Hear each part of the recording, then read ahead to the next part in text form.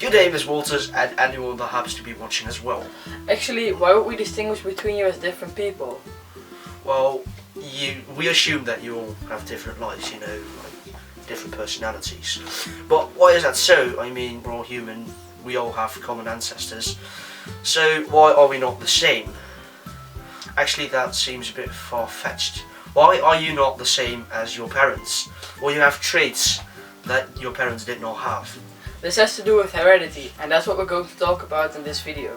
Heredity is the passing on of features from parents to their children, which means that the offspring cells get all their genetic information from their parents. When a male and female gamete fuse into a single zygote, this cell gets half of its chromosomes from one gamete and the other half from the other gamete.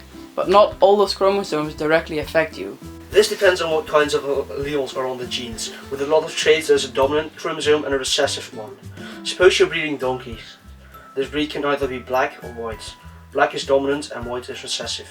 A dominant allele is denoted with a capital letter, and a recessive one is denoted with a lowercase letter. Let's use the letter A. The donkeys have a combination of two letters. This could either be capital, which is called homozygous dominant, capital lowercase, which is called heterozygous, or lowercase, which is called homozygous recessive. Capital results in a black donkey, since capital is the allele for black. Lowercase results in a white donkey, since that is the allele for white. That's obvious. But when you have lowercase capital, this also results in a black donkey. This is because the capital is dominant, so the lowercase will be ignored.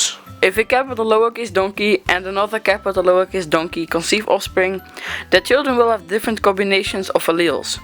We can determine the possible combinations and probabilities by making a Punnett square, which looks like this. So at the side of the table you put the alleles that it can give off.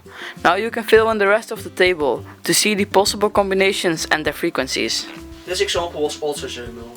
There are also gonosomal alleles. These are sex-linked and are on the gender chromosomes, the 23rd pair of chromosomes in a diploid cell. These chromosomes can either be X or Y, and everyone has two of them. When you have two X chromosomes, you'll be a female. When you have XY, you'll be a male. In this video, we'll not cover that subject. Some traits or diseases are sex-linked, meaning they can only be carried by an X chromosome. Most diseases are recessive, fortunately, so this means that not everyone that has the allele will actually get the disease. However, unfortunately for boys, this is only the case with girls. Because boys only have one X chromosome, if they have the allele, they will suffer from the disease. Girls, however, can have a dominant allele that will cause them not to suffer from the disease, but they will still carry it and pass it on to their offspring. There are also co-dominant and intermediate alleles. This is when there are no dominant or recessive alleles, so they don't cancel each other out. Instead, they work together. Let's take some chickens this time to explain this. Again, white and black, but this time the colors are co-dominant. Now we have CW for white and CB for black. Again, CW results in a white chicken and CB results in a black chicken. However, if you have CB, there won't be one distinct color, so black or white. Instead, the chicken will be white with black spots, or the other way around, so both colors will be clearly visible. Intermediate is the same type of thing. The only difference is that the colors mix instead of being distinct colors. So in this case it will be grey.